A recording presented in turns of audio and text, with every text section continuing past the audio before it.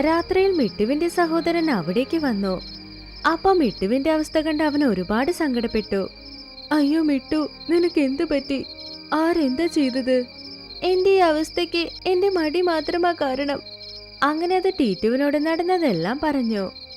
നീ ചെയ്തത് ശരിയല്ല മിട്ടു. ആദ്യം നീ എല്ലാ പറവകളോടും ചെന്ന് ക്ഷമ ചോദിക്കണം. പക്ഷെ അതിനു മുന്നേ ഞാൻ നിന്നെ ഭേദപ്പെടുത്താം. അങ്ങനെ പറഞ്ഞത് അവിടെ നിന്ന് പോയി. കുറച്ചു നേരത്തിൽ അതേ ഇല കൊണ്ട് അവിടേക്ക് വന്നു. അത് മിട്ടുവിന്റെ കണ്ണിൽ ആ ചാറ് ഒഴിച്ചുടനെ ഇത്തവണ മിട്ടുവിന് ശരിക്കും കാഴ്ച തിരിച്ചു കിട്ടി.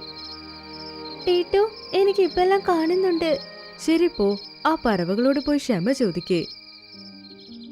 ടീറ്റു മിട്ടുവിനെ പറവകളുടെ അടുത്ത് കൊണ്ടുപോയി. പിന്നെ പറഞ്ഞു, കൂട്ടുകാരെ, നിങ്ങളുടെ ദേഷ്യം ശരിയാണ്. പക്ഷെ മിട്ടു ചെയ്ത തെറ്റിന് അതിന് ശിക്ഷ കിട്ടി. നിങ്ങൾ ഒരേ ഒരു തവണ അതിനോട് ക്ഷമിക്കൂ. ഇനി ഒരിക്കലും ഇങ്ങനെ ചെയ്യില്ല. അത് കേട്ട എല്ലാ പക്ഷികളും മിട്ടുവിനെ ക്ഷമിച്ചു. അത് കഴിഞ്ഞ അന്ന് മുതൽ അതെപ്പോഴും മടിപിടിച്ചിരുന്നതുമില്ല, നുണ പറഞ്ഞതുമില്ല.